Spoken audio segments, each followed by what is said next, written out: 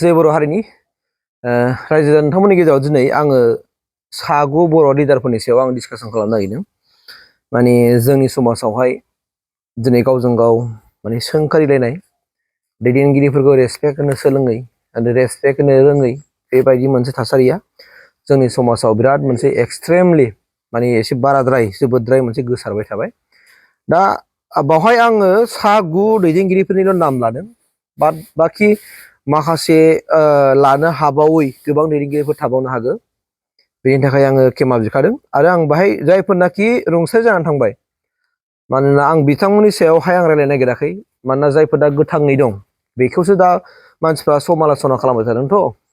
दा बेनिखायनो आं जाय गोथाङै थानाय बै दैदेनगिरिफोरनि सायावल' आं एसे डिसकासन खालामनो नागिरदों। बिथांमोननि कन्ट्रिबिउसना जोंनि समाजाव मा, आरो दिनै जोङो गाहाय लेभेलाव थानानै जों ग्रासरुट लेभेलाव थानानै जोङो दिनै दैदेनगिरिफोरखौ मान सनमान होनो रोङै मोनसे थासारिया जालांबाय, जायनि फलाव सोरखौबाबो दिनै माने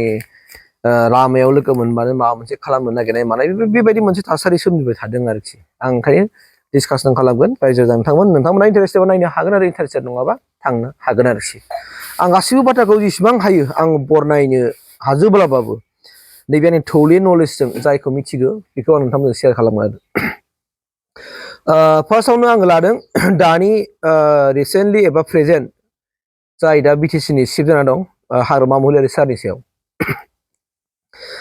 दिनै जोंनि गेजेराव हाग्रामा महिलारि होननाय लोगो लोगोनो हाग्रामा महिलारिखौ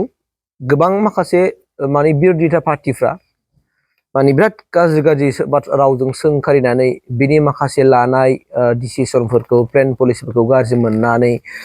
जोंनि गेजेराव माखासे भुवा बाथ्राफोर सोनानै होनानै माने मानसिफोरनो जायफोर मिथिया एसे एनै खुगा गोनां बेफोरबायदि मानसिफोरनो माने फाम होनानै होयो थारमाने। आरो फाम होनानै बिसोर दिनै ससियेल मिडिया जुग जाहैबाय नालाय, फेसबुकआवनो जा, इउटुबावनो जा, इन्सटाग्रामानो जा, बिथांमोना फुरा होखावसै आरो लिरनोसै माबा मोनसे बुंनोसै। दा नोंहा जुदि हाग्रामा महिलारिनि मावबोनाय बिनि जाथिनि कन्ट्रिबिउसननि सायाव जुदि नोंहा जेबो नलेजआनो गैयाब्ला नोंथाङा दिनै बेखौ बोरै इसेबां रायनो हादों? नोंदि मिथिया हाग्रामा महिलारि सारनि आन्दाराव बिनि ब्रेकग्राउन्डखौ, आरो बिनि ओरै आगसि आगदा गोबां माखासे एडभाइजारफोर दङ। बिथाङाबो हारसिङै डिसिसनखौ लाजोबनो हाया।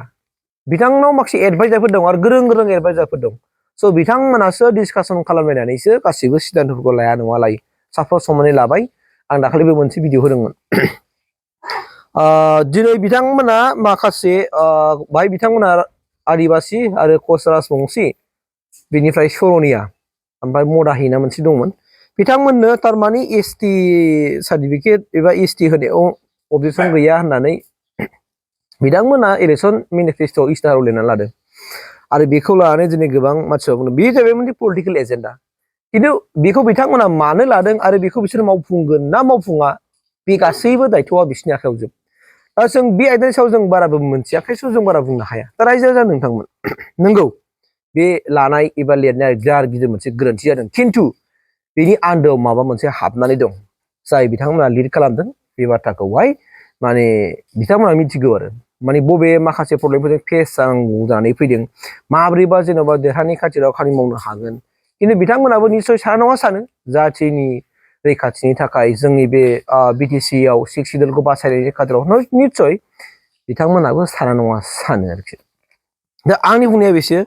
दिनै जुदि सोरबा हाग्रामा महिलारिखौ गारनानै जुदि गुबुन राजखान्थि हान्जायाव थांदोंब्ला बिराद सानसेयावनो एक्सपार्ट जाहैयो सोंखारिनो। खिन्थु बियो बेनि हयथ' बेजों दिनैसिमबो थाफानो मोनाखै आरो बेजों बे डिसकासन खालामनायाव थाफानो मोनाखै। अब्लाबो माने बायह्रासो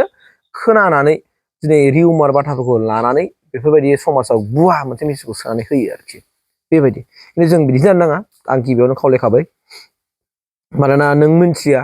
आरो बेफोरबायदि इसेबां सोंखारिनाय मुगैजाथाव आखल आखु गियानफोरखौ नोंनो लानो नाङा। नों बे आरोखि। ओमफ्राय 2 नाम्बाराव दङ जोंहा प्रमद बर', आगु बिटिआरनि बिथाङा चिफ जानानै थांबाय प्रमद बर'। दा प्रमद बर'खौबो दिनै नुबाय बिथाङा जेननाय लोगो लोगोनो गोबां माखासे माने गाज्रि माखासे भिडिअ बानाय। बेबो अपोजिसन पार्टिया बानायलायबाय आरोखि। जायफोर अपोजिसनाव दं बिसोरसो बानायदों। अपोजिसन पार्टियाव गैयै मानसिफ्रा बानायाखै, एबा पार्टिजों इनभल्भ गैयै मानसिफ्रा रावबो बानायाखै। दा दिनै नोंसोर नाय प्रमद बर'आनो जा हाग्रामा महिलारियानो जा बिथांमोना जाथिखौ माने रैखाथि होबोदोंब्रा सोरबा आखायाव हाथियार हमनानै सोरबा जातीय संगठनाव थानानै बिथांमोननि कन्ट्रिबिउसनजों नों जुदि शेयार फारलायाव ओरै थिखोना नायोब्ला नों बेसेबां थागोन फालाय स' बुजिनांगोन ना नोङो जाला मा सोंख्रिबानो जाया दिनै नोङो बुवा माखासे बाथ्रा लानानै नों सोंखारिदों नोङो बबेबा मोनसे थाइसे लबनि थाखाय नों बाबा थाइनै मोनगोन बाबा 1500 मोनगोन बा 5000 10,000 बा माबा मोनसे फिसा स्किम मोनगोन नों बे स्किम मोनगोननि माबाजोंनो लबावनो लाबावनो जुदि नोङो सोरखौबा गाज्रि सोंखारिनानै सोरखौबा फाम होनानै होयोब्ला समाजाव बे मोजां जागोन नामा बे मोजां जागोन दा बिनिजों जों माखा मिथियो नोंनि माखासे आखुथायखौ मिथियो नोंनि बेबायदि गोसोनि मानसि इसेबां गोसो गेसाव गोसोनि मानसि नोङो बेखौ हमनो हायो स' नों मिथियानो बिथांमोननि मा मावदों बबे प्लेन पलिसिफोरखौ लाबोदों बेखौ खिन्थु दिनै जोङो बिसोर दैदेनगिरिफोरखौ जों सेलेक्ट होनो सोलोंनांगौ जों मिथिबायना अब्लासो जोंनि समाजा जौगागोन बिथांमोनखौ बिथांमोननि प्लेटफर्माव थानाय बिथांमोनखौ मावनो समाजनि खामानि मावनो सुजुग हो आरो जों होथारनांगोन नङाबा जोंनि फिउचाराबो खैफोद दङ थ' नोङो मिथिया असिया दिनै हाग्रामा महिलारिखौ सोंखारिनाय बिगाब रायनाय प्रमद बर'खौ सोंखारिनाय बिगाब रायनाय बेफोरनिफ्राय गोजानाव था नोंबो हायोब्ला समाजनि मावना दिन्थि सोरबाफोर बुंदोंबा बेखौ बादा होनो सोलों आरो बुं नों मिथिया हरा मालायखौ माने सोंखारिनायनि गोजानाव था होननानै स्पस्ट' बाथ्रा 3 नम्बराव दङ जोंहा रन्जन दैमारि सार दिनै रन्जन दैमारि साराबो आखायाव हाथियार हमनानै बै समाव हारिया बेसेबां अलखद दंसैमोन जों गासिबो एसामिस जाजोबनो नागिरबायमोन जोंनि गाननाय जोमनाय सोलायजोब्बायमोन जोंनि ड्रेसफ्रा जों सारि गानजोबनो लाबायमोन लासै लासैनो गावनि गथ'फोरखौ एसामिस मिडियामाव सोनो लाबायमोन गोबां काहानिफोर दङ जाय बिर जोहोलाव गेदेरमा बिथांमोना आखायाव हाथियार हमनानै बर'खौ रैखाथि होनो थाखाय बिसोरो गावनि जिउ सानाबालानो गावनि फेमिलि सानाबालानो गावनि बिमा बिफानि फिउचार सानाबालानो बिसोरो दिनै जिउ दान होलांदों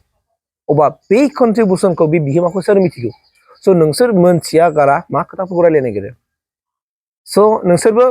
सोलों नाजा आरो सान आरो मावनानै दिन्थि जे नोंबो जुदि नोंहाबो जुदि इसेबां जुदि नलेज दङब्ला पावार दङब्ला आं बुंगोन आरोखि ओंखायनो जोङो बेफोरबायदि बुंना गोबां मानसिफ्रा बुङो रन्जन दैमारिखौ बख'नो नाङा माबा नाङा बिनि समाव गोबां ओरैबायदि घटना जालांबाय मानसि बुथारग्लुं होबाय माबाय आरे बेवहाय माबा नङा माबा मोनसे सिङाव हाबखोमानानै दङ नों बेनि एबो बिबो मिन्थियाबालानो जानला मोनला खोथाखौ रायलायनो नाङा बे आरोखि जों बुजिनांगोन आं बिनि उनाव लादों आङो सानसुमा खुंगुर बैसोमुतियारि स' सानसुमा खुंगुर बैसोमुतियारिया बिनि कन्ट्रिबिउसन होनायखौथ' नोंबोथ' मिथिया दिनै बिथाङा दा स्रि दंथ'यो खिन्थु बिथाङा हारिनि अलखद समाव मालाबा एबसुआव थानानै मालाबा बिसि एकर खालामनानै बिथांमोना बोरै मा खामानि मावबोदों सोर मिथिगौ जों सोलों रेसपेक्ट होनो सोलों बिथांमोनखौबो बिथांमोना दिनै हयथ' माबा मोनसे दुखु मोननानै ओरैबो जाय हारिनि खाथाराव न' दाउट न'आव दङ नाथाय बिथांमोनाथ' जाथिनि खामानि मावबोदोंथ' जों बिसोरखौबो जों सोंखारनायनि दरखार गैया जों सेलेक्ट होनो सोलों बिसोर मावबोनायखौ जोङो फल' खालामनो नाजा बिसोर बोरै मावदों आरो जों बिसोरनि रोंनाय बिथांमोननि माखासे जों बै प्लेन पलिसि स्ट्रेटेजिफोरखौ जों सोलोंनांगौ गोबां बाथ्राफोर दं आरो जोङो साजेसननि गोनांथि दं बिसोरनिफ्राय गाव जाय मानसिफ्रा साजेसन लाया गावखौनो एक्सपार्ट सानना लायो बेबायदि लिडारा थायोबा आरो खिन्थु जाथियाव एसे खहा फैनो नागिरो बे मोनसे बाथ्रा बिनि उनाव दङ जोंहा नै सानसुमा खुंगुर बैसोमुतियारि थांबाय बिसोरजो दैमारि सारखौ मालाय नोंथांमोनहा मा सानो दिनै बिथाङा बिजेपियाव थांबाय नै माबायाव थांबाय नै हेन टेन थांबाय नै मुग मावबाय नै अके वेल एन्ड गुड नो डाउट बिथाङा दिनै हारिनि खाथिराव खामानि मावबोनाय बिथांखौ नोंथांमोना मा बेसेबां मिथिगौ फालाय मिथियानो नङा होमबा सिरि थादो नों मिथिया आमा गुबुन बुंबा नों मानो बुंफानांगौ खारन नों सोरबा मै होबा नों बोरै होफानो नोंनो मिथिया आरो बे जाय मानसिया बुंनो हादों बेबोथ' मिथियाना सोरबा रायलायनायखौ लानानैसो बियो ओरै रायलायगासिनो दङना रिउमार बाथ्राखौ लानानैसो बे रायलायगासिनो दं अब्ला जों मानो बिथांनि कन्ट्रिबिउसनखौ नों बुंनो हायो नामा फोजोबनो हायो नामा नों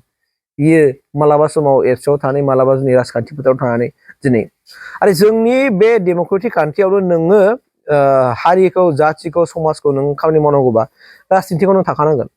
मिथिबायना दिनै जोङो जातीय संगठन दङ नों थैयाथि नों जातीय संगठन दानो हायाना बेनिफ्राय नोङो पलिटिकेलाव हाबनांगोन पलिटिकेलाव हाबनानै समाज सेवा खालामनांगोन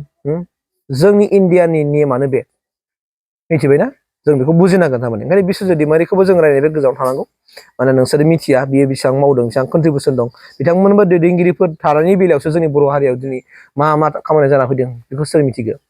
थेव बुजिनो नाजा बिनि उनाव दङ जोंहा नै रोनग्रा नार्जारि सार दा बिथाङा एमपि जानानै दङ नङा होमबा रायजो सभानि दा नोंसोर नायबानो जाबाय रोनग्रा नार्जारि सारनि कन्ट्रिबिउसनखौ बिनि बिहोमाखौ बिनि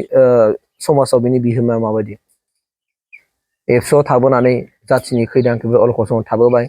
मोनसे समाव राजखान्थियावबो हाबबाय गोबां बिहोमा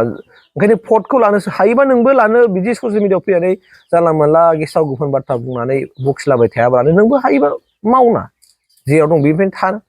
माथो नों समाय नेगेटिभ बुंनाय बोरै जानो पजिटिभ बाथ्राफोरखौथ' नोंनिफ्राय दिनैसिम मोननो नागिरा सोरखौबा सोंखारिनाय सोरखौबा माबाल'सो नुनो नागिरो बोरै जानाय बिदिजोंलाय सोलों नोंबो बिनि उनाव जा उरखाव गोरा ब्रह्मखौबो दिनै न' डाउट बिथाङा गोबां समाव बबेबा थासारिजों भुगिनांनि खाथिराव मालाबा एसे न' डाउट बिथांनि बुंनायफ्रा एसे माबा राबलि जादों राबलि जानायनि खाथिराव न'खरसेयाव गोबां मानसिफोरखौ दुखु मोनदों मालाबा समाव बिदिबो लानांगौ जानानै फैयो माने सिचुवेसनानो थिनो थारमाने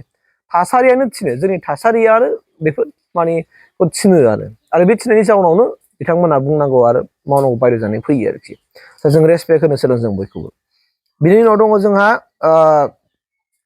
रबिराम नार्जारि सार दा एक्जिस्टिं बिथाङा एमएलएबो आरो बिटिसिनि इएम जाबाय रबिराम नार्जारिनि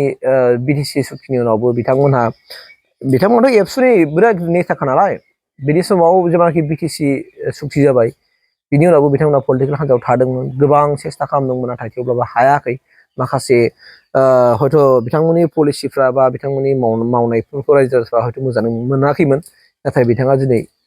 हारिनि गेजेराव लिडार आरो बर' हारियाव गोबां कन्ट्रिबिउसनफोर दङ मिथिबायना जायनि क्लाब दिनै रायजो राजाफ्रा बेखौ दिनै एक्सेप्ट खालामदों बोजबदों स' जोङो जेखौबो जों बयखौबो सिलेक्ट होनो सोलों जों सनमान होनो सोलों आंनि रिकुवेस्टआ बेसो जोङो नों जेबोखौनो मिथियाबा जों सोरखौबो सोंखारिनो नोङो रबिराम नार्जारिनि नोङो एबिथ' मोनथिथारनांगोन ना एसेबाबो बिनि मावनायफोरखौ नों मोनथिनांगोन नों अबेबा मोनसे माबा मोनसे बिनि थांदोंमोन फंसे राव बेहाय नों गोखा होनदोंबाय सिटुवेसना थिनो होननानै बुंदों आं दहायनो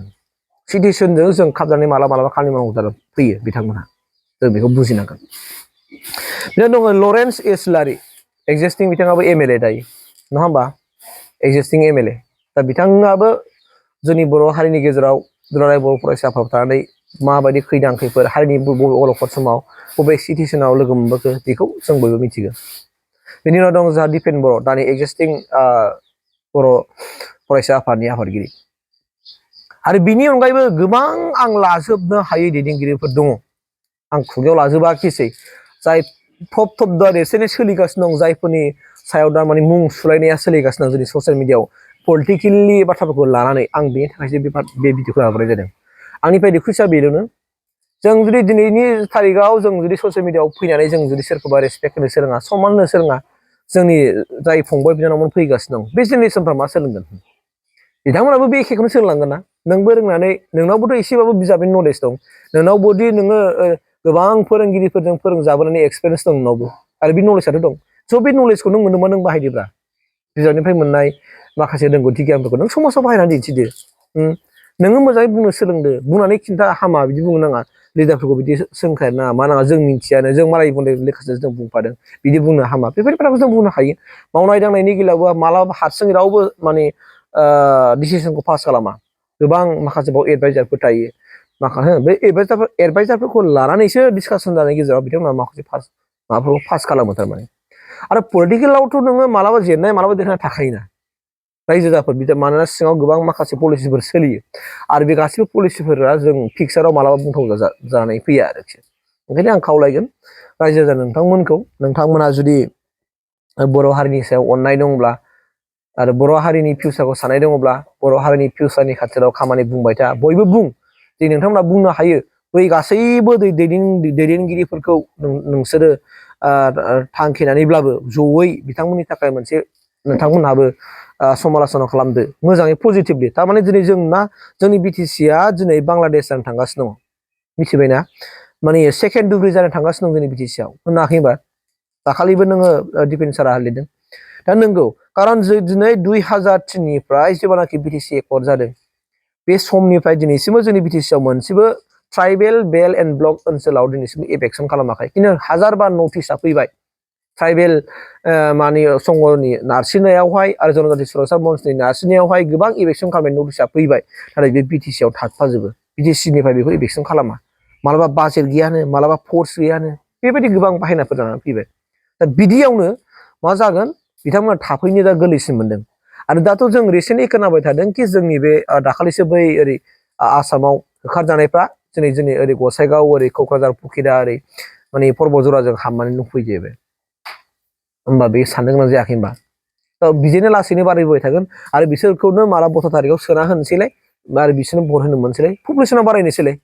जनसंख्या बारायनोसै आरो बेयावनो बिसोर जायखौ सापर्ट होयो बावनो देरहानाय जानोसैलाय लासैनो बिसोर जोंखौ अकुपाय खालामगोन दा बिनि सायाव जों बाथ्राफोर बुंनो हायो जों बयबो पजिटिभलि गासिबो जायफोर दिनै ससियेल मिडिया इउज खालामदों नोंथांमोनाबो जुदि बयबो मोजाङै जुदि पजिटिभलि बाथ्राफोरखौ बुंलायोब्ला बिथांमोनाबोथ' गनायगोन ना निस्सय नंगौ सानदों बाराय जाना फैगोन अब्ला खामानिया जानानै फैगोन ओंखायनो आंनिफ्राय खावलायनाय दिनैनिफ्राय जे जायफोर माने ससियेल माने मिडियायाव भिडिअ क्रिएटर हिसाबै फैदों बा माने ससियेल इनफ्लुएन्सार हिसाबै खामानि मावबोदों सोरबा इउटुबारानो जाथों मानो सोरबा भिडिअ क्रिएटरानो जाथों मानो नोंथांमोनाबो गासिबो जेबो पजिटिभलि बाथ्रा बुंलायोबा जों इसिबां सोंखारियाबालानो मोनथिया बिजि मोनथिया सोंखोलियाबालानो पजिटिभलि बाथ्राखौ जों बुंलायनो हायो बुंलायनानै थासारिखौ जोंनि हारिनि जायफोरनाखि इयुन जेनेरेसनफोरनि थाखाय जोङो जुदि दानो जों थि मोनसे सिमा खालामना गालांनो हायाबा आयेन कानुनफोरखौ जों जुदि दानो मोजां खालामना गालांनो हायाबा फिउचाराव जोंना गिनांगौ दङ आं माने दुखु मोनो थारमाने दैदेनगिरिफोरखौ आं बेफोरबायदि गाज्रि बाथ्रा बुंजानो लुबैयो खारन जाय बै बुंग्रा बेनाथ' थख्रायानो गैखाया गावखौ बिराद गिदिर लिडार खालामना लायो खोमा खिन्थु बेना थख्रायानो गैखाया थख्रा गैयिनि खाथारावनो बेबायदि बुङो खिन्थु नोंगौ बिथांमोननि बुंनायजों थारमाने समाजा बिराद गाज्रि मोनसे गुबुंले मेसेज थाङोना बिसोरना बाथ्राया ओंखायनो आंनिफ्राय बेल'नो आरोखि बेथ' थख्रा गियाना बेखौ मोनथिखागोन सापर्ट होफ्लागोन थेवब्लाबो बिनि खैफोदाव रावबो थाफाया जेब्लानाखि बे खैफोद जागोन रावबो बासायनाय नङा बाथ्राया बे आरो ओंखायनो आंनिफ्राय बेनो जों जेब्लायबो हारिनि अलखद समाव जों बयबो थाफानांगौ बाहागो लानांगौ आरो दैदेनगिरिफोरखौ बयखौबो जों रेसपेक्ट होनो सोलों पलिटिकेल लिडारफोरखौबो जों रेसपेक्ट होनो सोलों बिथांमोनखौ गावसिनि खामानियाव मावनो हो समाज सिबियारिफोरखौ समाजनि खामानियाव मावनो हो भिडिअ बानायग्राफोरखौ पजिटिभलि भिडिअ बानायनो माने सुबिदा हो सुजुग हो गासिबो थाखोनि मानसिफोरखौनो गावनि माने माबायाव थानानै आवथायाव थानानै खामानि मावनो सुबिदाखौ होनांगौ आरोखि खिन्थु पजिटिभ जानांगौ दै इसिबां नेगेटिभलि थांब्रायनानै खामानिखौ मावलायनांगौ होननानै आं सानो आरोखि आं बेखिनि मेसेजखौ नोंथांमोनजों डिसकासन खालामबाय आं गोबावनि उनावनो आङो बानायनो सानदोंमोन नाथाय मालाबा साननायफ्रा एसे आप डाउन जायो नोङो दुखु मोनफ्लाङो जेखियानो जाथों मानो रायजो राजा नोंथांमोन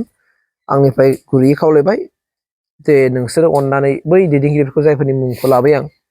आरो गोबां दंबावो गोबां इन्डिभिफोर दैदेनगिरिफोर दंबावोमोन आं होमबाबो आं बिसोरखौ बारा सावराया हिसाबै आं बिसोरनि सायाव लानाय जायाखिसै मानोना दैदेनगिरिफोराथ' जोंनि गेजेराव जोबनो गैथ'आ दा गोबां दंसै खिन्थु जों पजिटिभलि मावग्रा मानसिफोरखौसो जों बारा मोननो थान जायो ओंखायनो जोङो बयखौबो सेलिब्रेट खालामनो सोलों आरोखि रेसपेक्ट होनो सोलों बेखिनिखौनो खावलायबाय गोजोन्थों।